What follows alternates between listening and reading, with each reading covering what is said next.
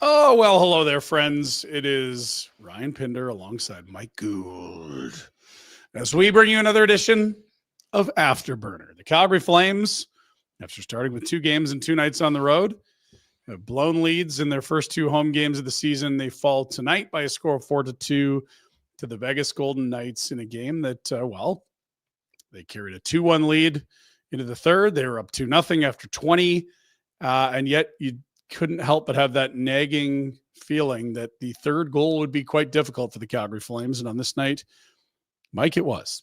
The second Rasmus Andersson missed the wide open net at the end of the second period. I was talking to some friends and I said, they're going to lose this game 4-2. I'm not even joking. There are people who can back me up on that. And put it in the chat.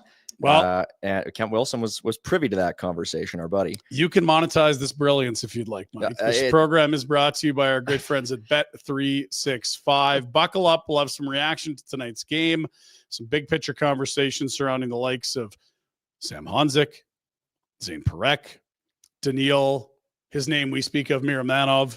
And there's also some injury updates that we'll hopefully see an injection of veterans returning to this lineup soon as they kick off this first half of a doubleheader. Reminder, you got Bet365, you got the money line, you got the puck line, you got player props, you got in-game, never ordinary. Whatever your bet is at Bet365, spices things up a little. B19, bet responsibly. Welcome to the show. I was at the St. Louis game. I was at this game through 40 minutes before hitting the road to get here to the studios. And there were a lot of similarities. I really liked the Flames opening 20. I thought clearly they were the best team in the first half of this game. I felt the same way about the Flames against St. Louis on Saturday afternoon. But the teams that were in the playoffs last year, that were the visitors and the enemy for the Flames' 2 first home games, Saturday and tonight, showed a little more steely veteran poise in the second half. And to be frank, they're better teams. They started playing better when things got a little more urgent. And in both instances, they erased Flames leads and turned it into a road victory. The Flames fall to 1-3 with their loss on the season. Vegas still undefeated in regulation. That's their first regulation win. They're now 2-0-2. Well, and it's different than what we saw last season in the sense that I don't think they've played all that much differently. It's just a matter of they haven't maintained it, and the end results have been vastly different. It's just been a case study, and they got the bounces to start last season, and it kind of gave them that sense of confidence that was instilled with them throughout the rest of the season. And they were 4-0 after the start of last season. Here we are 1-3 in games where I think again they've put up similar amounts of fight. Yeah, just hasn't broken their way. Yeah, and to be fair, like their one win, they had no business winning in the sense that Edmonton was all over them. They did up their work rate, but at 3-0, it would have taken a lot of good bounces for this Flames club that struggled mightily to get to 3 goals or have in this last year and change. And frankly, they got them. A goal that might have been a high stick against Edmonton makes it 3-2. They get a carom off a skate for their first goal. And the third was Mike Smith wearing Stuart Skinner's jersey for some reason, which feels like some sort of violation of the CBA. Mm-hmm. Welcome to the program. If you want to get involved, it's very simple. You can add a monetary donation into our live YouTube chat. That money will go to the Youth Centers of Calgary. Over $5,000 we raised in year 1 for the Youth Centers of Calgary. Thank you to you, our viewers on YouTube, that all that money you have donated is going to help improve and hopefully change the lives of at-risk youth, which the Youth Centers of Calgary do an incredible cause with some incredible results. And I know a charity that is easy to get behind when you talk about at-risk youth and a safe place for people to go after school. Maybe it's a healthy meal, reading a book, shooting hoops in the backyard, whatever it is. It's safe, it's friendship, and it's mentors and leaders for at-risk youth in our community. So feel free to jump in and get involved with the old Super Chat. Let's not dance around it too long. Mike has sent a photo to producer Jack, and we're going to just watch and react. It must have been Mike making a bold No, it's Daniil Miro. He's back. Who Mike, you and I noted last year at the 1/3 mark of the year. This is a guy that was a 7-8 in Vegas that was thrown into a deal with Noah Hannafin. And as a project, maybe there's more there. And for the first third of last season, he and Mackenzie Weegar formed a top 4 pair in the NHL. He did not progress from that point. Joel Hanley took his lunch money and his minutes for the final 2/3 of the season. Rough estimates, but you know what I mean. It was Hanley and Uyghur down the stretch. We haven't seen a lot of them this year. This was game 1. And for, a guy you lost, Ilya Solovyov, on waivers to keep, he doesn't look like a guy that's going to get back in that lineup anytime soon. You know what? I love Daniil Miramonov because I just get a kick out of him.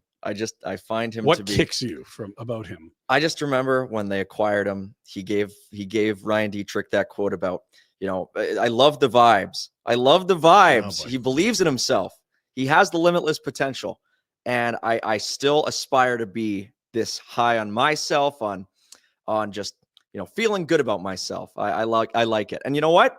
I will give him credit. The first couple periods, and then I thought he looked all right. But as the game went on, especially in that third period, I mean, by the end of it, I think the expected goals percentage went from around 50 to the 15% range. Not close to 50. It was not close to 50 by the end, and you saw it on some goals against. But yeah, I don't know if losing Ilya Solovyov is going to end up being all that consequential, but he's likely another 6-7, of which they're going to have lots of options moving forward. But by the same asset token, management game, it's look, we have been on there might be something there, and don't ignore that he's eating some significant minutes. To coming out of camp, it was clear this was not one of their best 6 defensemen, nor 7, depending how you feel about Jake Bean and Ilya Solovyov. And you've got Hunter Brzustevich right there waiting and ready. I don't know that we're going to see a lot of 62 in this lineup moving forward. No, he's just got those eyes, though. They're just piercing. I love it. And his girlfriend's a hell of a DJ. So, I feel like I would get a kick out of the human as well. And I don't mind people aiming high in life. He did say on that quote, in the league, it won't be the NHL that he will be competing. He just said in the league. It could be the and in the KHL, Allsvenskan. Who knows? In the Allsvenskan, the second Swedish division, maybe. Yeah. But I just get a kick out of it, and I got a kick out of it in both ends of the ice tonight. It was just wild. He had a post tonight too. He had a post. It was everywhere. Shot missing the net by about 6 feet off a Vegas defender. Yeah. I think it was a defender. It was Korzak. Yeah, it was. And then off the post. He was just all over the place tonight. Behind the goalie and out the other side. That's kind of how his night went. Okay, let's start with the good stuff, or I guess now move to the good stuff, since we've provided the drive-by hit on Daniil in the first 10 minutes of this program.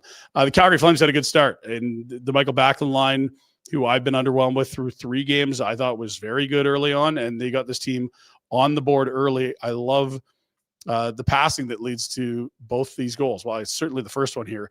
If we can watch it from the beginning, it is Backlund making a nice move on the wall to sort of duck away from a check and then spot Uyghur. He fakes shot, and that's a wide open look for Backlund with a sprawling Aiden Hill, who did not finish this game.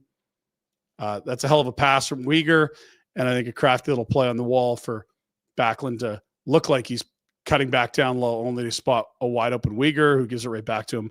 1-0 Flames. Little taste of 2001 Stanley Cup final, Alex Tanguay finding the puck on the wall and just Marty Brodeur. I'm sifting through the archives. I don't know if they go back that far. You have to keep your documents for tax purposes for 7 years. I don't keep my Tanguay receipts longer than 7 years. It wasn't Marty Brodeur. It was Aiden Hill, and just diving across, couldn't get it to go. But hey, Michael Backlund finishing on a chance. Something we can stand to see a little bit more of. I liked it. Fair enough. And Honzek on that line I actually liked. He was great.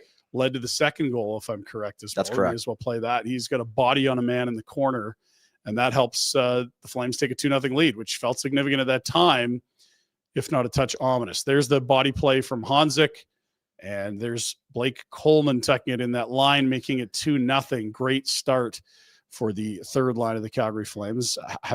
If you liked Honzek as a fit there, it's interesting. You've seen lots of different players slide in. We've seen Igor there. We've seen a lot of Connor Zary there. And now it's young Honzek, who did not make the team out of camp, but did after LTIR moves, or IR moves, I should say. Yeah. It seems to be a safe place for players, albeit some heavy lifting defensively. Hey, you got to be able to contribute. And I think with Backlund and Coleman, they do very different things. I think Coleman, he's scrappy, but he's not the big body. And it's tonight, it looked very noticeable in the sense of Honzek being able to dictate possession, which is something that he really needs to do, because in the past, he has had that big frame. He hasn't really been able to use it that way.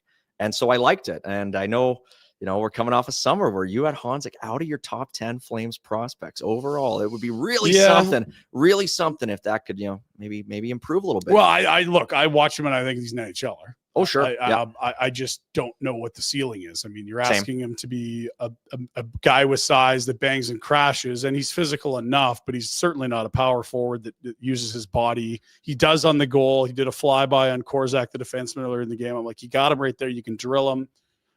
Okay, like he's not Eric Lindros. No. But he has a big frame. He skates well. I just see a bottom six forward, and, if you're lucky, a bottom six center is a valuable thing, but all these other, you can find a third line winger anywhere. The name I've always used with Honzek is Marcus Foligno. I wish that's more of the Marcus middle six. Scrapped everyone in the A. He's got much more physicality to his game. Yeah. Oh, sure. I mean, it hasn't. I would say more so what we've seen from him in Minnesota, where it's just been more of a. Sure. He's sort of mellowed out a little bit, but yeah, it's the ceiling's maybe not necessarily there, but it's very translatable. And I will say, out of the two sort of young forwards right now, I think Honzek tonight and maybe the last game has looked a lot better than Matvei Gridin, who I don't think has looked bad. I just think he is making a little bit more of an impact, whereas Gridin, I think, is getting to the point where it's maybe, a guy who you are a little bit closer to saying, go dominate the AHL. There might be a decision on the horizon here. We know that Jonathan Huberdeau is going to travel with the team on this road trip that starts tomorrow night in Utah, and we'll go to Vegas on Saturday. If you get Huberdeau back, that is a winger that will go and play on the left side of the top line with Nazem Kadri. It's where he spent the bulk of last season, and that's exactly where Matvei Gridin is playing. So the question that Ryan Huska and Craig Conroy and the staff will be faced with is, okay, we need to open a roster spot. I think they want Kirkland around because he is a center. I don't know that Connor Zeri's best purpose is to be centering a fourth line, although he has got some power play reps. So it does seem like it will be one of the youngsters going down in Honzek, in Gridin. I'm quite impressed with what Gridin has shown you. Like, from a guy that's played in the USHL and the Q the last 2 years, the details are quite refined. And like on the flip side, you can absolutely see the talent with Zayne Parekh, but there's just the details aren't there yet. It's too casual, or it's a whoops, I tried to pass through someone's skates, or my clearing attempt hits our own net and there's a scoring chance, or I almost turned it over as last man back. Like, I don't worry about Parekh being a great player down the road. They don't have the option to send him the A, but with Gridin, I don't see the blatant oopsies. That's not going to work at this level like you see in Parekh's first two NHL games that, the opponent's trying, because the game 82 last year, the Kings, nothing's for grabs. Great game. I don't know, maybe compare and contrast that. Honzek's clearly got more reps. He's older. He's played a lot of hockey against men in the pro ranks. Gridin is one of a very few guys that can give you a scoring threat on a team that's goal starved. How are they going to approach this decision? Or is it another guy we haven't mentioned? I don't know. I don't know if it's another guy we haven't mentioned, but I think with Gridin, I think the play is to do what you did with Honzek last year. I think it makes a lot of sense. You have a guy who has earned his keep, at least to start. You don't want to maybe let him get overwhelmed as the year goes on. You give him those top end reps. I mean, the Wranglers were in real tough against Colorado in their first couple games of the year. They need that kind of guy. And I think Honzek is at a point where he has that full pro season under his belt. He looks good. I also do think, though, with Gridin versus Parekh, I mean, Gridin plays a much less exposed position. I mean, that's fair.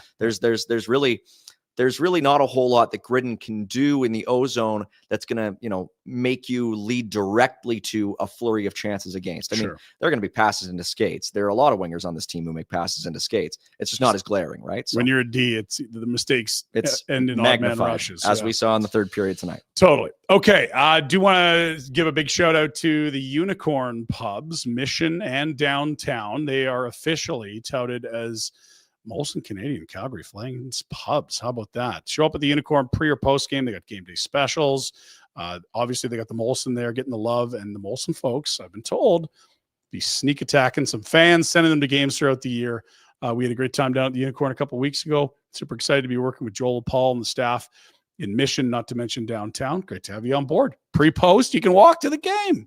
They were saying it's like they have the official pubs of the Flames, And there's only so many that are in the actual radius of the Saddledome. I mean, 2 walking distance, both the unicorn. I mean, That's what I'm told. There's what? One's up in Red Deer. I mean, you can't exactly walk from there. So it's nice. It's sort of compact. It's a good spot. It's not too small, not too big. The one on 4th is, at least. I mean, I got to check out the one Darts on League. And darts. Love the dart boards there. And friendly staff. It's the neighborhood pub in Mission. And if you're going to the game, post, always buzzing. They also got the NFL going Sunday mornings, all the big fights. And yeah, I mean, World Cup's not too far away. They'll be having that on the screens as well. So big shout out to the Unicorn, our pre-post and afterburner partner here on Afterburner. Blue Jays. Yeah, they'll be having some Blue Jays there too. I'm hoping they'll be airing games through the week, not just to the next 2, because that'll mean the Blue Jays have not soiled themselves for 1 against Seattle. Mariners look good. They do. Maybe touch that a little bit later. Okay, let's get back to the highlights from the game. Vegas would cut into the Flames lead in the second period. Jack Eichel's off to a roaring start. He's got the extension tucked in. Pavel Dorofeyev has been unreal in the power play. He was excellent tonight. 2-on-1 rush, looks shot, takes shot, looks past, takes shot, gathers his own rebound. You feel for Wolf. He makes the first save, but there's Eichel with a nose for the rebound. That gets it within 1. And yeah, it's almost a 3-on-1, if not for Stone just playing the high man there. Yeah, I can almost sort of narrate Rasmus Andersson's internal dialogue in this one. Just shoot. Oops. Yeah. And Kevin Ball, you don't see it at the beginning of the play, but it's just after the clips or before the clip starts. He rips a puck from the left point that misses the net. I don't mind Rasmus pinching there at all. I think it's the right play. You keep him deep. There's the shot from Ball. Thank you, Jack. But he just can't control the puck. Yeah. It's almost like if you get a heel of the boot on the wall, that's not going out. He tries to play it off the stick. That leads to the odd man rush. And yeah, there's not a ton of players in the Flames that are going to make you pay, but Jack Eichel is one of the most dangerous in the league. And has he ever found a home in Vegas? He sure has. Crazy to think all those years ago where it was either Vegas or Calgary. Maybe. Was it? Who knows? I never believed it. You can't part with Valimaki. And listen, Valimaki pre-injury in the offseason was a very high-end prospect. Yeah, water under the bridge. But it was the start of a bit of a rough back half of period number 2 for Rasmus, who has had a bit of a rough start to the season and had a bit of a rough year last year. So I'm hoping that we can see a little bit more there at some point, because it hasn't shown up. It's yet. Back-to-back home games where you really could have used him finishing a play that looked like it was destined to be a goal. It was against St. Louis early. He gets sprung in. I'm trying to remember who was it. Fairby. I got my notes in the other. It would have been 3-1 in the last second of this second period, and it was and that's after a chance to go up on St. Louis when you also had the Lions share the chances in the first half, and then watch the visitors sort of slowly take over the momentum, the chances, and the goals. Here it is. You'd love to see the finish. Look at the clock here. You're less than 15 seconds. You got great pressure. Long bomb is blocked from Rasmus, and then it's thrown out front. Zing, obfuscate out of play, not out of play, in play still, and watch Rasmus creep to the net off the right point here. Yep. That's 2 he's missed. Yeah, that's a tough one. That's and I don't think Rasmus is trying to miss the net here. Of course he's not. I don't think he's scanning the crowd to find a Golden Knights jersey person to stare down. This is just 2 puck touches he's had in the last 2 games that look like sure goals that somehow haven't turned into that. You feel for him, but for a guy that wants to make Team Sweden, for a guy that's betting on himself in a contract year in a incredibly blooming cap era, which has not been the case for the last half decade. Yikes. That's tough for him. I only just noticed Kadri just jumping up in the air here. I don't know if we have the clip, but I mean, if you saw that puck there, you would put your hands up too. Yeah. Oh, I was watching it. It was just yikes. That's a real tough one. Yeah. They did have the stat on the broadcast. Jack, I know you were asking me during the game. It's like, what was the Flames 3 goals thing? It's like 3 or less, 64 of 82 games. So it's like, okay, well, that's over 3/4. Yeah. Yeah. So in over 3/4 of your game, you're asking Dustin Wolf to say 2 or less for a regulation win, or maybe you'll have 3 and we can get to some sort of a contest for the extra point. But this team has had a very tough time scoring goals early this year. They've had an even tougher time scoring goals. I mean, you talk about the gifts they got in Edmonton. They only get 1 in Vancouver. St. Louis won early. They could have had 3 or 4. And tonight, again, you're just going to, if you're Ryan Huska, you're tossing and turning at night thinking of chances that were not put in the net. Well, you counted up. Nazem Kadri had 4 shots tonight. Yegor Sharangovich had 4 shots tonight. Zary had 2. Rasmus Andersson had 4 shots tonight. You add up Kadri, Andersson, Sharangovich. That's 12 shots. Guys have 0 goals combined on the year. And we were hoping for some positive regression in the shooting percentage department this year. It just hasn't happened yet. Yeah, and there's some guys that are ripe candidates for that. Joel Farabee had a post the other day and then whiffed on a loose puck in the crease, albeit a bang-bang play. Like they've not gotten puck luck around the net. And when you add that to a roster that already is going to be challenged to score goals, like we're talking bottom 5 in the league last year, like this is a bottom 3rd offensive team that isn't getting bounces. This is what it's going to look like. Yeah, you're 1-3, and the 1 win was a gift. Did you have periods where you were the better team? Absolutely, in every game. But early, pretty much every team has those periods. Sure. And so when you're a team that can't capitalize when you do have your chances, now all of a sudden games that should be put to bed are still swinging in the balance, and you're asking yourself to be the better team in 3 periods, not 2. And it's not that they aren't working. It's just, to your point, in 95% of NHL games, both teams going to have a run of play. Other teams are finishing their chances. The Flames are not. Well, yeah, I think we can generally agree that, like, for example, the Morgan Frost line has been pretty good, or at least solid for the first 4 games of the year. They have 1 goal between the 3 of them. With all the chances. Yeah, and I liked Igor there. I know they did the game 1 Klapka, and then Igor got some looks there. Yeah, that line has been good. But they've settled in. Like Frost with Farabee, there's obviously the chemistry back to Philly. They're pals, and Igor's fitted nicely there. But you need goals from those 3 guys. Igor had the down year and the injury that seemed to ail him. Still somehow got to 17. Farabee had a horrendously low shooting percentage for the chances he created. He's doing that again early, albeit very early. And Frost is a guy where you can kind of dream on the skill set. Great hands, great skating, but will there ever be substantial offense there, or is this Michael Backlund's there as a checking center? Yeah, they got benched in the second period tonight, but I thought they had a really good bounce back in the third, and it was just, yeah, they had looks. A lot of them had looks. I mean, even the Backlund line after the first period, they still had looks. The Kadri line, I don't know if I love Kadri with Coronado together right now, but I think they still had their looks. I mean, even the Klapka line had looks. It's just a matter of, the percentages evening out, and also the team having percentages relative to its skill level. Yeah. And that's really where they're settling into. It's not as if when they start shooting at an average that would be normal for 82 games, that they're going to be an upper echelon offense. No. It's still a team that, they might get to 3 tonight instead of the 2 they got. They might get to 2 still instead not of enough 1 to win. Yeah. Most nights in this league. Did want to just have a thought. Stay with me. Roster decisions coming, potentially Huberdeau back one of the next 2 games. What do you want to see construction-wise on the back end? Because we've seen Uyghur play with Hanley. We've seen Uyghur play now with Miromanov. We've seen Zayne Parekh play with Hanley. We've seen Zayne Parekh play with also on the right side, Pahal, who was out tonight, a rare healthy scratch for him. We've also seen Jake Bean in the mix. You've seen all 8 Flames defensemen. What is the setup you'd love to see on the back end for 6 starters if this is a team set on winning a game? Like, let's go win. Who are our best 6? With or without Miromanov on the Uyghur pair?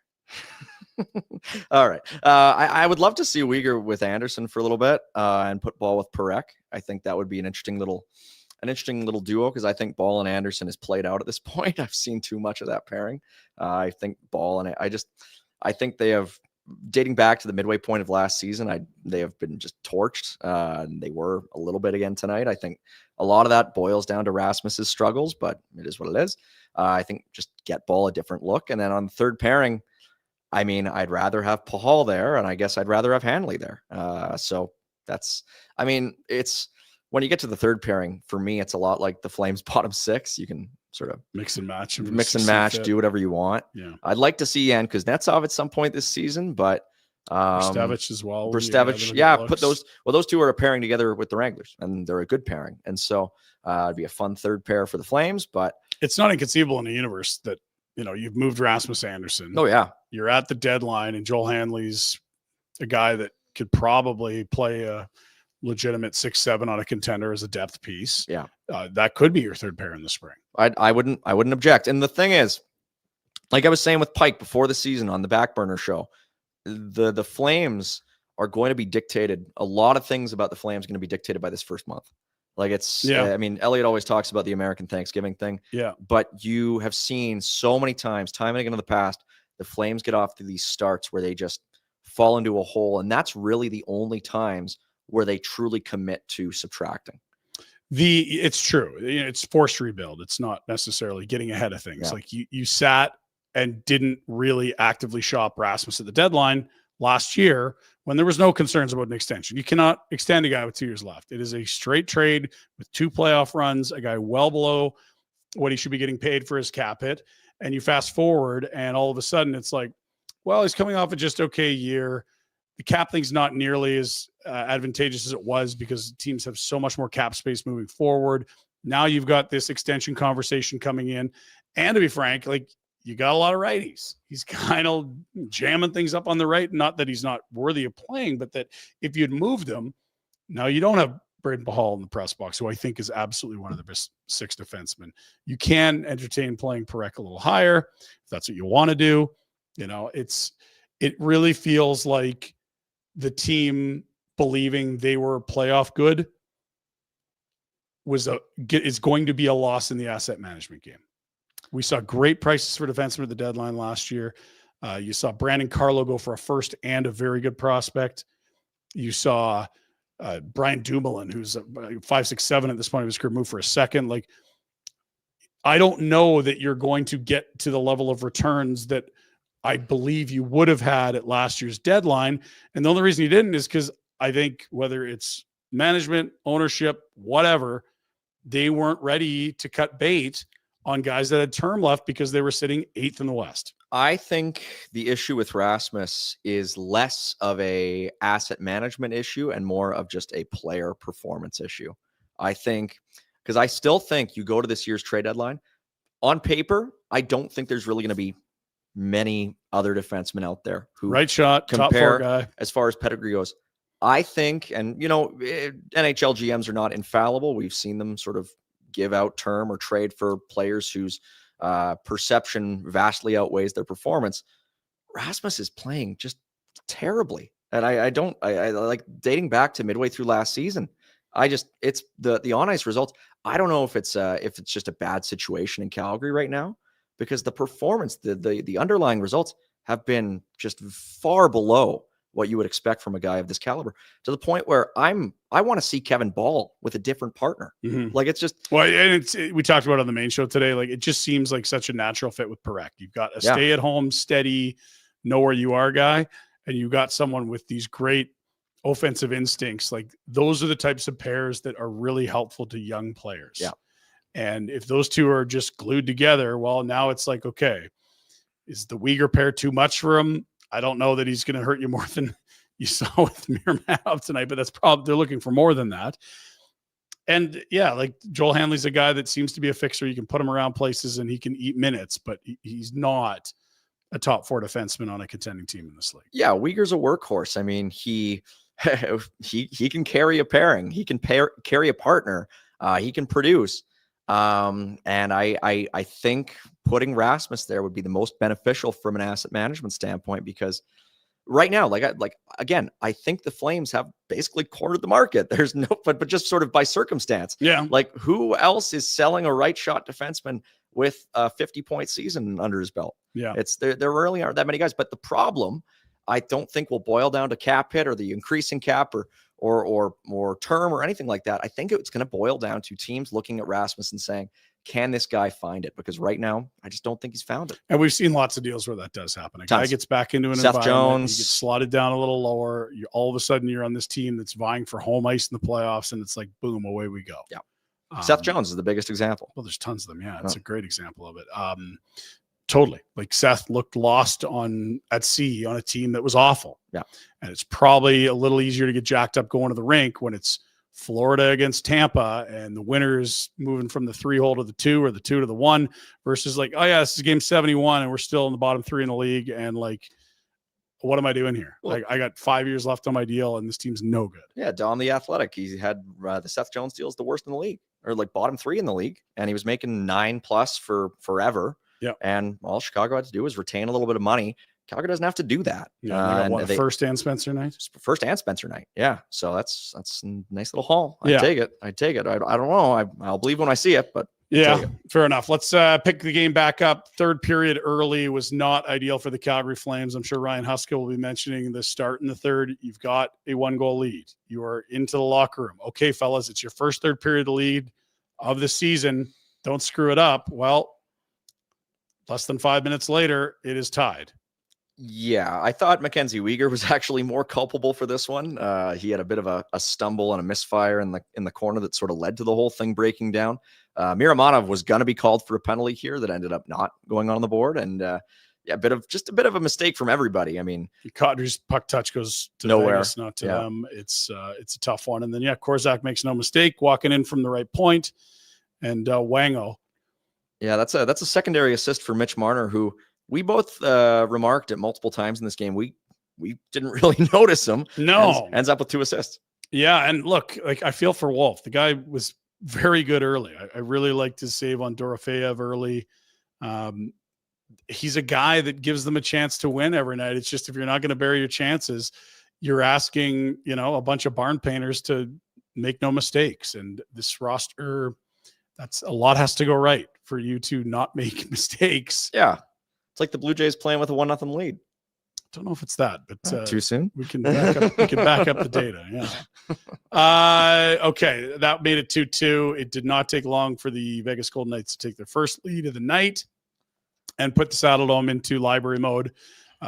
Rightfully so. A 2-0 lead, all of a sudden a 3-2 Vegas lead. As I don't know how much controversy there'll be around this. This is a live puck. Jack Eichel's going strong to the net. If that puck's covered, you cannot shove the pad into the net. But if you are following the puck to the net and you're trying to jam it in, that's a hockey play. So I know there was, I'm sure there's fans saying that's not fair. You got pushed in. It's like, well, A, don't let him get there. But B, that's a live puck. That's not a puck that Wolf has frozen. You absolutely can jam with that puck. I've seen some people say that the Flames retro-inspired uniforms kind of look like traffic cone orange. I largely disagree, but but the number 62 one looked a little bit. I see what you're doing. A little bit. I wonder if you're answering the question. If you're going into full down that uniform color. Aesthetics, you were not down that Fair color enough. Tonight. Yeah. Some miscues defensively. That was. To be sure. I mean, they were diplomatic about it on the broadcast, but you can't let that guy get to the front of the net like that. Yeah, Eichel was. That's the one guy. Yeah, that's your superstar centerman, unimpeded. They would add an empty netter late. I don't know if we have it. If we do, we'll play it. If we don't, it doesn't matter. It was an empty netter. They nearly did the San Jose Sharks thing that San Jose they did missed to Vegas just 3-4 nights ago, where they had Eichel for the hat trick, and he somehow doesn't handle the pass inside the blue line. And despite zone time, they can't score on the empty net. Then finally, and eventually, they ice it late. Hurdle from Marner and Carlson. That would make it a 4-2 final. If you're keeping track at home, that's 4 unanswered from the Vegas Golden Knights to get a road win, their first regulation win, and to remain undefeated in regulation on the season. I mean, we went into this season saying, how are the Flames going to lose games with Dustin Wolf in net? And I think Wolf played tonight's game roughly as well as he could have. And, better than I would say he played in St. Louis. And there really just wasn't a whole lot he could do. It was a team that kind of self-immolated a bit. What did you think of Perek tonight? I thought he was all right. I thought he was intermittently better than any other defenseman. I thought he was intermittently worse than all but one of the defensemen. I thought he showed a lot of flashes, and for that reason, there's more than enough reason to keep him in the lineup. But I don't think he looks like a finished product by any means, and I don't think anybody really expected him to. But yeah. And I was in press box for the first 40 minutes, chatting with some pro scouts, and it's just like, gosh, you wish you could send a kid like this to the A. Oh my God, it's exactly the league he should be in. Yeah, 100%. Because third pair, make a mistake, I'm worried about getting benched, versus just go play. There was a period where he was benched. He was benched. I didn't see him. I think it was the start of the third. He didn't come out for quite some time. I think maybe even at the end of the second too. It was the ice time for Perek tonight was very, I keep saying the word intermittent, but he had good sequences. I'd like to see him get more power play time because I think it makes a lot of sense. That's where he's got the skill. That's sort of what you have to develop. 5-on-5, yeah, it's hit or miss. Yeah, and then seeing both his games in person, 5 of the 6 periods, like this is a guy that is figuring out what works and what doesn't at the NHL. And there could be a point in this season where it's like, yeah, this team isn't good enough. You brought up the Thanksgiving or the November 1st rule of thumb that Elliott has. I believe it's 10 out of 72 teams that are more than 4 points out, 4 on November 1st. 2 wins. It's 1 in 7 chance of getting in the playoffs. Now the Habs did it last year, as Elliott noted today, but it's not every year you see a single team 4 back on November 1st get in. And so, you might reach a point where you're like, yeah, this isn't a playoff year. Let's play the wheels off Parekh. But until you get to that point, I can see Ryan Huska saying, you know what? It's a back-to-back. He just played. I want to get Pahal back in there, and I can put, Bean in as well, because Miromanov's probably not playing tomorrow night. Yeah, I would be very surprised. That would be very surprising. Flames have 9 goals in 4 games. Yeah. They are dead last in the West. How many are gifts? Half of them. They're dead last in the West. They entered play tied for 16th. They are no longer tied. Out of town scoreboard. They are no longer tied. Still tied for 16th and or just 16th. They're just 16th. Let's take a look at the road ahead. We do that for Platinum Mitsubishi, where all kinds of handsome men wearing red zip-ups can be found. Looking to get you into some quality vehicles. Tell us more, Mike. That is hearsay. That is conjecture. But what is not hearsay or conjecture is that Platinum Mitsubishi offers a 10-year powertrain warranty, not 5 years, not 8 years, 10-year powertrain warranty on all their new SUVs, including the best-in-class Outlander PHEV. Finance and lease rates starting at 0% on all remaining 2025 PHEVs and gas Outlanders, 7 seats. And boy, they are just luxurious and comfortable.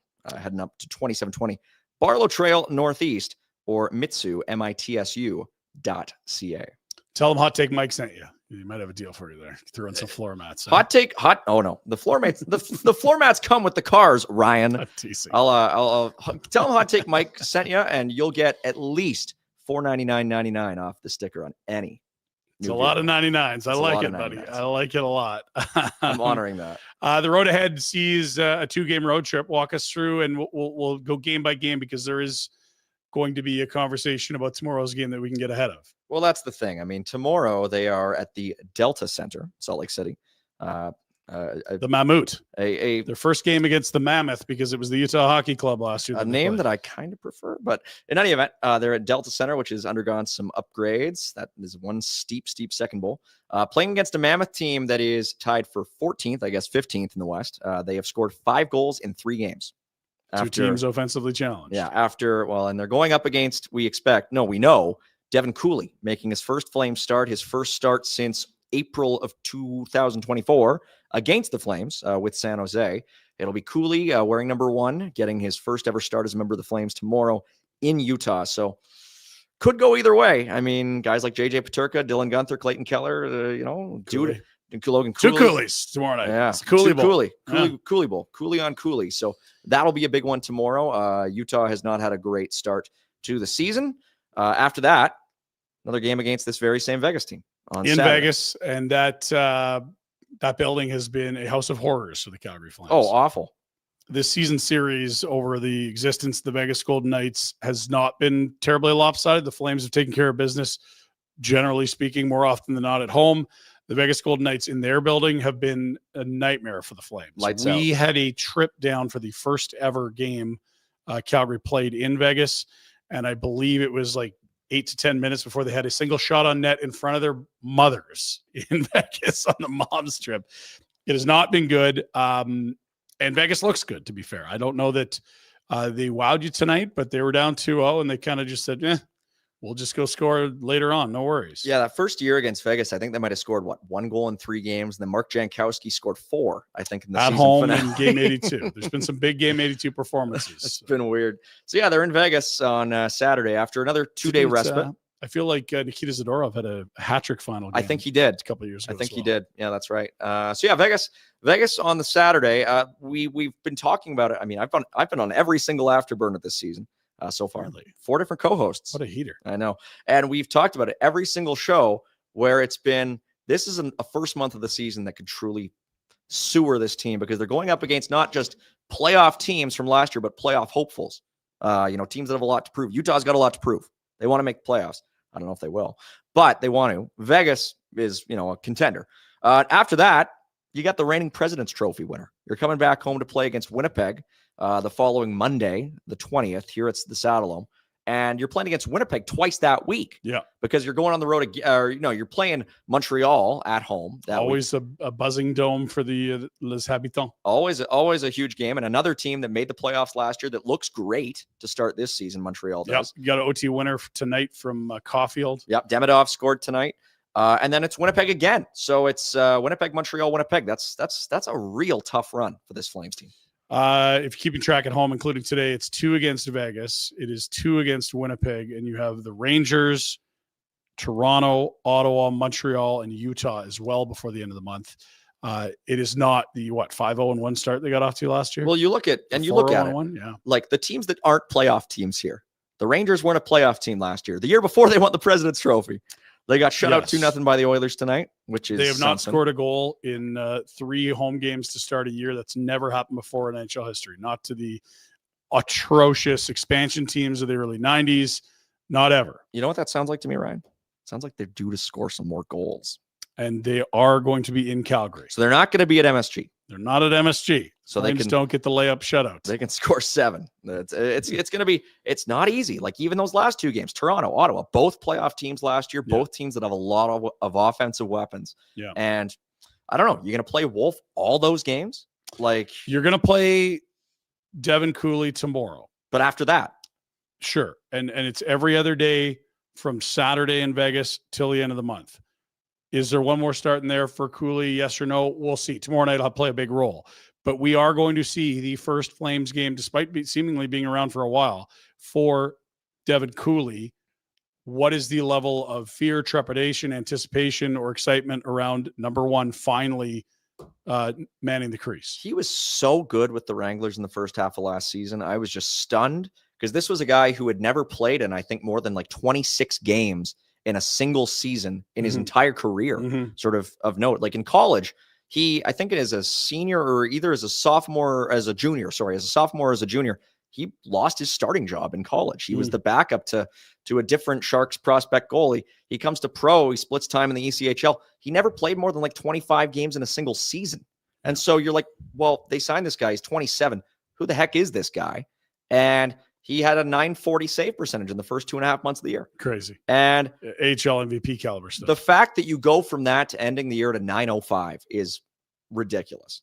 Yeah, and to the point where he wasn't even dressed in their decisive and final loss of the season in the playoffs. Like it was in the rafters. It was one of the craziest first half, second half swings I've ever seen for any player. So we've heard the insiders talking about it. The Flames are interested in upgrading the backup spot. They do want to at least see Cooley, go ahead and show that you can be a above average netminder, or the .940 guy from the A last year. You can work with that.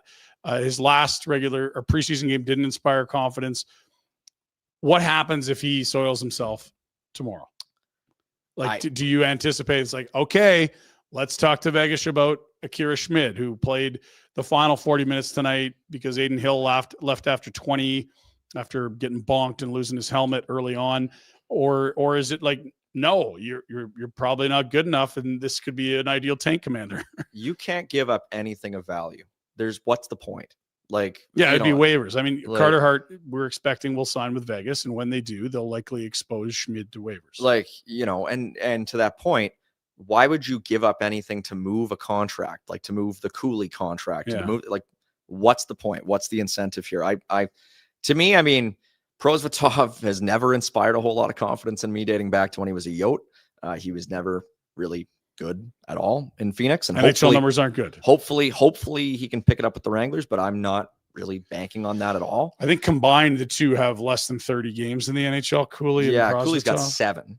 Yeah. So it's there's not a whole lot. It makes you question what the thought process maybe was this summer, but by the same token, I don't think anybody expected them to go into the preseason and look that bad. So it's right. Yeah. You had hoped that the guy that looked stellar in the KHL was going to translate some of that back in North America after another year of playing a bunch on a really good team in the K.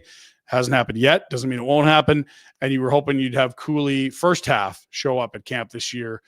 We'll see what it looks like tomorrow night. If you can trade a D, like a depth D, I keep saying, like, if you could package Miromadov and Cooley and get some other teams, extra D and extra goalie, just do a swap.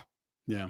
I mean, maybe it's, you see it sometimes. The trade that I keep bringing back up, I brought it up on, I think, every Afterburner, is Eddie Lack for Dalton Prout. Yeah. Just do that again. Yeah. Just in reverse. Fair. Okay, so that is tomorrow. You note that they'll close the road trip Saturday night in Vegas, and then it's a 2-game homestand. 2 Canadian teams, 1 Anthem games. Always have a little extra jump in the dome. Winnipeg, they got a lot. I don't think they saw Connor Hellebuck last year. The Flames. No, in all the games they got the backup. I was at the game. They're going to play him twice in a week. Will you see it 1 Hellebuck 2? Are you starting to get the backup treatment here? And then, Montreal feels like a vibes team right now. There's a lot of positivity. It sounds like extensions are everyone's the finalizing process. No, they got Gorton. They got what's their Kent Hughes. Kent Hughes. That's right. Yeah. Then they got Lane Hudson just now. Lane Hudson on a sweetheart of a deal. Under $120+ million cap universe. Goodness, love it. If you're a Habs fan. Yeah, interesting month. Like, look, here's the thing. If you're way out November 1, dominoes start to fall. And are you really looking to upgrade your backup spot at that point? Or are you like, look, like all of a sudden it's us and 2 other teams in the McKenna sweepstakes. Like, I got no problem with Cooley going and trying hard. And if the results aren't wins, we can live with that. When did Nikita Zadorov get traded in 2023? I think it was by the end of November. There was a squeaky wheel thing there, but you're right. That was Connie's first year, and he had 7 expiring contracts. I think Shillington was an odd walk. They re-signed Backlund. Everybody else. At the deadline, it was Tanev, after Lindholm, then Hanifin. Zadorov went in the fall. He also did his little media tour when they passed through Toronto, talking about how he thought he was the best defenseman on the team, or his agent did, which is insane. But Nikita Zadorov wanted to get paid and wanted someone to recognize his talent. He got both those things in Boston. We'll see how that plays out. Is there a squeakier wheel right now than Rasmus Andersson? I don't know that he's squeaking. Like, if his agent was out saying stuff, like Rasmus's pledge was to not make this a distraction. I think for the fan base, it's like, what are we doing here? Like, trade this guy. But it's a league where there's kind of 2 windows that you see most of your transactions in. It's that walk up to the draft and free agency, and it's the deadline. So you don't make a deal for Rasmus just because you want to make a deal for Rasmus. You try to get max value, and history's taught us that's usually at the deadline. You're not going to walk him past the deadline, and that takes the summer window you had off the table. Since July 1st, 2024, 1 deal involving any players of any magnitude made by Craig Conroy in a trade. I think there's going to be a lot more. Say that again, because there's a lot there. 1 deal since July 1st, 2024. They trade Mangiapane. They trade Markstrom the week before that. Since then, only 1 player trade by Craig Conroy. That's it. Farabee Frost trade. That's it. Sizable deal. Nothing else. Yeah. Interesting. And they're letting this team make the decisions for them. They're not going to get out ahead of this and say, this is a hard rebuild. We got to move these guys now. But you know that if they're 15 points out Jan 1, that is what they're eventually going to do. And they're just not going to jumpstart it in November if they're, in the mix. And that was the Lindholm thing. I mean, obviously, yeah, there were extenuating factors with Zadorov, obviously. Yeah. With Lindholm and Hanifin, they were going back and forth talking numbers. It didn't sound like the numbers that the agents wanted for the players were anywhere the Flames were going to want to go. And so the writing was on the wall. Here's what we want for Lindholm. Jim Rutherford pays the price on like Feb 1 during All-Star break. It was January. It was Feb because we were in Toronto for All-Star. Jan 30. Thank you. So right around the All-Star break there. And that was the first domino that fell, and someone met Craig Conroy's ask. Yeah. I would assume that a similar thing will play out with Erasmus. Here's what we're looking for. Depending on his play, it might be a better looking prospect and a better pick attached to, let's say, a first. But you look at that Lindholm deal, like he had 2 months of just okay hockey in Vancouver, and they were left with a guy that, has looked really good in LA since, in Kuzmenko. Yep. and had a nice little run at the end of the year there. That allowed them to pull the Farabee Frost deal, whatever you feel about that. It was a second Pelche in him. You also end up with Gridden. You also end up with Brestevich. And you got a couple later pick / lottery tickets in the Yurkos and the fourth rounders. Yurko. Yoni Yurmo, excuse me. Yoni Yurko. Yurko Yurmo. Yurmo. Yerky Yoki Paka. Stop yerking my chain. You did have a Yoki Paka reference earlier. That was part of the problem, to be sure. That's right. I mean, look, this is game 4. There's a lot to learn about this group. So much. And you could go screenshot the standings from October 14th last year. There's going to be some weird things that didn't play out at all. It's just the trend that you worried about the most, which was if Wolf isn't the first star, they're not going to score enough, and I don't know how they win enough games. It's kind of playing out that way. It wasn't hard to see. You had to. There were a lot of permutations that involved the Flames not getting off to a great start. There weren't that many combinations that were okay. They're in the mix again. Yeah, it felt like a lot of things had to break their way. So far, they haven't. Nothing's broken. A couple things have broken their way, and it's been very minor things. Even just this homestand, if Rasmus tucks those 2 empty nets away, you might have 2 wins. Might be 3-1, significant leads. Yeah, and so that's how razor thin the margins can be in pro sports. All about 1-goal games last year. How many 1-goal games did they win last year? A ton. And here we are. Yeah, and that is not a skill so much as that is a trend. It's a coin flip. Good luck. It's dice making that last. I remember the Find a Way Flame Bob Hartley 2014-15 team had like 9 come from behind victories in the first 2/3 of the year. And the sea of red rises. And everyone was like, this team's built different. They're going to keep doing this. And in the last 30 years, they did it like once. Like you can't continue to play from behind and expect, with a lesser roster to just continually reel teams in. They did it very well last year. That does not mean that it's in their DNA and it's going to happen again this year. Yeah. Okay. Let us say hello to our good friend Derek Newman with CAR Realty, the Derek Newman Group. If you're buying or selling, there's a guy that can help you out. We've been talking about buying and selling all day. I mean, it's I don't know that he's going to help Craig Conway with the trades. I'm sure he'll have some ideas, but this is more like, real estate, homes. Maybe you're a seasoned purchaser or seller of homes. Yep. Maybe it's your first time. Derek's going to walk you through the process. Incredibly approachable, down to earth, great network. He's also found some homes that don't even hit the market. You can, I didn't know that was okay. Let's make a move before that gets there. Very capable guy, friend of the show, and glad to have him on all season Afterburner again. Yeah, I mean, a good family. The family. The boys are beauties. This is a bit of a tidbit. Okay. Derek Newman, I believe his aunt, my piano teacher. I think he told us this last year. Yeah. We got avid Afterburner viewers. We bring it out once a year. It's done for the year. We bring it out and then we afterburn it. Yeah. No. Derek's a great guy. Building very strong relationships with his clients. Go to dnewman at cirrealty.ca. Call 403-619-6661 or visit dereknewmangroup.com. Group. Yurko. Trout. Group. Yurmo. Derek Newman Group. dereknewmangroup.com. Thank you. Appreciate that. I think we saw a super chat coming there. Why don't we fire it up and we'll start collecting some comments and thoughts as we are 52 minutes in. This is R&B, $6.99. Thank you for the donation to the Youth Centers of Calgary. Looks like regression from last year. Backup goalie doesn't change tonight's outcome. How many more losses until Naz, Raz, etc. are traded? McKenna Lottery? Question mark. Is that a question? Well, I think it is. Rasmus is in a different category than Nazem. Nazem has term. Nazem has full control. Does Nazem Kadri want to stay on a team that's contending in Calgary? Yeah, I think he does. Does he want to stay on a team that's out of it in Calgary? We're not there yet, and I don't know the answer. Yeah. That'll be what happens there, but you might have to have the awkward chat with him if it is January and you are not close. I don't think Nazem Kadri envisions the next 3 years 36, 37, 38 of his career, not trying to chase another Stanley Cup. Is this team positioned to do it?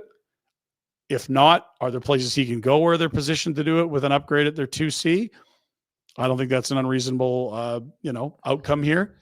And the other name that you could add in there is Blake Coleman, who's got 2 years left, has winning pedigree, multiple cups. We saw the Tampa Bay Lightning go back and get Yanni Gourde, part of that famous third line, Barclay Goodrow, Blake Coleman, Yanni Gourde. look, if you put him on a third line on a contender, I think teams are going to be really happy with him. Big time. And again, it's 2 years left, Blake. How old are you? You may love it here and you may love being a leader here. You might also, at the same time, like to chase another cup. Is that on the table here? If it's not, I think you got to have that awkward conversation. Yeah, maybe it's not awkward. I don't know. It's funny. The owner of the San Jose Sharks had a really interesting interview recently. I feel like it was with maybe Sheng Peng or something, but it was a really good interview, and it was one of the key things that I brought out of it was Tomas Hertl. And a couple of years ago, I mean, Hertl's had some injury things that have come up, but he just went directly to the owner and was like, "Please, please, please give me that chance." Yeah. And in Vegas, there he goes for a first. And I don't think it's going to happen with Kadri until that very explicit conversation. Yeah. That very specific instance happens. Yeah, and it's not an October conversation. It's not even a November conversation. It is a clearly we're out of this.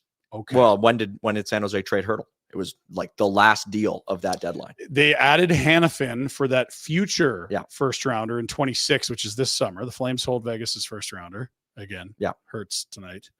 Might help the McKenna lottery in theory, but it was later ahead of that deadline that they actually moved a more current, a more current, pick, an earlier first rounder that landed them Hertl in, which incredible deal for Vegas. Again, they just don't rebuild; they reload. And if you're drafted in the first round by Vegas with one of the few first rounders they keep, expect to be traded. They get your suitcase ready. It was, but yeah, like that was a deal that was announced 5 minutes after the clock had passed on trade. And you're like, why did the Vegas only give the 26 pick? And I think it was a conditional 25 or 6, 25 is top 10 protected, or 24, whatever it was.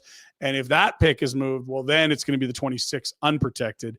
And it all made sense 5 minutes after the deadline when you saw the Hertl, you're like, that's the first round. So that's why all those conditions were built. Yeah, you want to be, if you're Nazem Kadri and you're looking at this, you want to be as deep into the season as possible. You want to have a total hierarchy of teams that is spelled out for you. You don't want to be sort of guessing in October that come March, this team, the Boston Bruins are going to be in there. Well, I don't know. Maybe they will be in March. I don't know. But you don't want, that's not feasible. With Rasmus, it's totally different. But with Nazem, it's just, you're locking yourself into 4 years there. I would suggest that if you were a GM of another team, you know exactly what the asking price is for Rasmus Andersson. Oh, I'm sure it's been clearly communicated since March. Like I doubt it's since the off season. Yeah. Yeah. I mean, it's because it didn't sound like they were really shopping him at the deadline so much as like, well, if someone comes and blows our socks off, but we're not like calling people saying like, you need Rasmus, do this. Like they wanted to keep him. They did. Yeah. Yeah. You're right. It's probably since that week at the draft where we were hearing all that stuff about the Kings and then extension conversations start to lurk because he's only a week away from being able to sign one. And boy, if you moved a guy with term, that would be more valuable. There's a price to be met that GMs know. I think it's a lot more complex when you start talking about, a 35-year-old veteran that's won a cup as a 2C that has a lot of trade protection and that, to your point, it's not front burner. It's a 2026 conversation. And at that point, you can airlift him into a fortuitous spot. And what will we have between now and the new year? Injuries to key players on contenders. That's right. And that is a huge factor in what kind of prices you see. Are there injured centers in right shot D? Great news for Connie. Is everyone healthy? Bad news for Connie. Yeah, I mean, if I'm fascinated to see how it plays out. I mean, watching Rasmus and seeing some of the teams that are surprising. I mean, hey, maybe the Anaheim Ducks are going to trade for Rasmus Andersson in March. They're up to an incredible start. I mean, we don't know what the landscape's going to look like. There's all sorts of different things that can shake out. Final note from R&B, McKenna lottery. How reasonable is it that the Flames find them in that? And what would you consider it? Is it you got to be bottom 3 where your odds are good enough, or like bottom 5? You have to be dead last. Like, what is the lottery in your mind? Funny thing is, this year it's so winger heavy. Yes. There's like 2 centers projected to be in the top 15. Good thing they got Reshny last summer. Well, and they, if they don't get McKenna, they might look for Tynan Lawrence, who I think is going to be the Caden Lindstrom of this year's draft and go up, way higher than people expect. Like top 5. So Verhoff's getting a lot of buzz. Verhoff and Ryan Lynn. There's a lot of D. Like, Ryan Lynn, the same D they already have in spades. It's right shot offensive. Right shot offensive. It's a 5'11", shoots right, has 12 points in 9 games with Vancouver. It's just like, okay. But yeah, I mean, the other teams that you expect to be in the McKenna sweepstakes, they're probably gonna be there. But Chicago. The Flames. Pittsburgh. The Flames are in 16th in the West, and it's 4 games. Small sample. It's in 4 games in, but I don't think it's unreasonable. I think there's a possibility. I don't see the goals. It's a non-zero probability, R&B, to be sure. There is a chance. What is Coleman worth? A follow-up from R&B. A third at best. Sharon Govich, Frost, and Farabee all seem like passengers thus far. Would Miro Manov be in the NHL elsewhere? I think Miro Manov's waiver fodder. I don't know that you're getting assets back for him. Coleman, I don't know. How's he playing? Like, you're not buying a goal scorer. You're buying a checking winger. That's where he thrived and won cups. Flames get offered a third. I don't think they even think about moving. Not yet. Why would you do it? Second, you probably do. Second, you probably do. But I think they'd want something else on a second. Sure. They'd want the Curtis Glencross trade. Look, you got 2 years more of Frost. You don't have great setter depth. We're talking about, the potential of a Kadri deal, even though, he hasn't said boo about it. You don't have a lot of centers. I think that probably leaves Frost in the hold category. You've got a 2-year lease on him, essentially. And Farabee makes too much money to not have to eat some of it to make a deal, in my mind. Unless he wants to be a 25-goal winger, which – early on, he looks like a snake bitten third liner, and that's not, again, an asset that is going to wow other GMs. Remember David Jones? I do. That's Joel Farabee. Right shot, but yeah, big body, just kind of there. Not even that big, Farabee. Yeah, he's there. He's 6'2", maybe. Okay, like he's it's same type of guy. Like it's a middle six winger. I loved David Jones when I was 14 years old, but that was different team, different times. That was a fun team. That was a team that made the playoffs. It was just like if Farabee's on that team, he's probably sort of a similar type role. But the stars of that line were Michael Furlan and Matt Stajan. I will not fight you. So. Any other comments or questions, Jack, as we hit the hour mark and want to I will say with Miro, okay, there are a lot of bad defensemen in the league. There are. There are a lot of bad. Like I don't think it's a Flames exclusive problem. No, like could someone be in injury trouble and claim him because they just need someone to fill a spot? Yeah. Of bad. But are you getting assets back? Absolutely not. No. Question: how do all these young D-men big tickets like Hudson, Lacombe, and Hughes affect the trade market for Rasmus regarding suitors and ability to re-sign? Is it now more likely to pure rental? Well, no, because I think all 3 of those guys were what we expected to happen happened. They all inked long-term deals with the teams they're on. Yeah. Teams with those guys weren't shopping for Rasmus necessarily. I really wonder what the contract is going to look like for Rasmus. Like the max term deal might be off the table. I don't think it's on the table. Yeah. I think of 4 games, but yeah, like we could be talking about 2 goals. To me, it's 86 games. It's not 4 games. It's 86. But I think like there are upsides, there are downsides to those big money short-term deals. The upside is what Vlad Gavrikov did, turned a 2-year deal into a 7-year deal and looks legit. The downside is to do what John Klingberg did. Yeah, scoff at the $50-60 million because you wanted Haskin money, and then 1-year deal, and you're done. Parlayed it into a multi-year deal in San Jose this year after a stint in Edmonton, but he was PTO land last year. Yeah, so there are real ups and downs. Oliver Ekman-Larsson is another type of one, but I am really curious. I think with Rasmus, it's going to be all about the fit, because as it stands, I don't think it's a player where you can plug and play him and he'll just do his thing. Because right now he's in a spot where he's not doing his thing, in my opinion. So would we feel differently if he tucked in 2 pucks into Yannick Cages? No, I don't think so, because I've been frustrated just with the positioning. I've had my frustrations with Blake Coleman, and he has 2 goals. Like I think he's had he had a really rough preseason, and I think he's been real hit and miss. And so I think you'd love to see Rasmus do that. You'd love to say, okay, have that be the building block, but I just don't like what I've seen so far. Yeah. And I think, certainly room for improvement on a lot of the guys we talked about here early on through 4 games as the Flames fall to 1-3. Let's get to our bet for our good friends at Bet365. Whatever your bet, never ordinary at Bet365. You got money line, you got puck line, you got player props, we've got playoff baseball, we got NFL, we got CFL playoffs around the corner. Stamps are at home on the weekend. Jack's going to get all banged up with his buddies in the Coors Corral. We also have NHL hockey, as you know, and boy, is it the best time of year for sports. NBA, if you're into that, underway. Never boring at Bet365. Please play responsibly and 19 plus. There's tomorrow night's game. It is a very precise 7:37 start. Wow. Yeah, the trains are on time in Salt Lake. That'll drop the puck right at that moment. And the Utahs, the Mammoth, heavy favorites, minus 225. Few things make sense about that. Second half of back-to-backs are tough for teams. And I don't know. I'm not convinced Utah's worse than the Flames are at this juncture. They actually look pretty comparable. One team, I imagine, not playing tonight and better rested. The Mammoth are not playing tonight. So yeah. That would explain the sizable gap in odds for the money line. Karel Vejmelka is just a better goalie than Devin Cooley. There is the backup goalie thing I did not mention, which looms large. Yeah. It has been earmarked as a Devin Cooley start. His first as a Calgary Flame. Yeah. Will he be Phil Sauve or David Riddick? We'll see. This is interesting. You have a Cooley start, but you also have two low-scoring teams over under 5.5. Okay, well, make up your own mind. Hit up Bet365 and dial up the app, see what you got there. Yeah, Utah, 5 goals in 3 games. I mentioned that earlier. They are without Sean Durzi for the next little while, so that's a lot of 4 to 6 weeks. Yeah, a lot of points off the back end gone there. And their young buck Dmitry Simashev is more of a shutdown type. So it's big. Yeah, big for sure. I mean, I expect Dylan Guenther and Logan Cooley to do their thing. I'm not sure if they're ever going to be true number one guys, but they're better than what the Flames got. So I would probably go Utah. I'd probably go the over.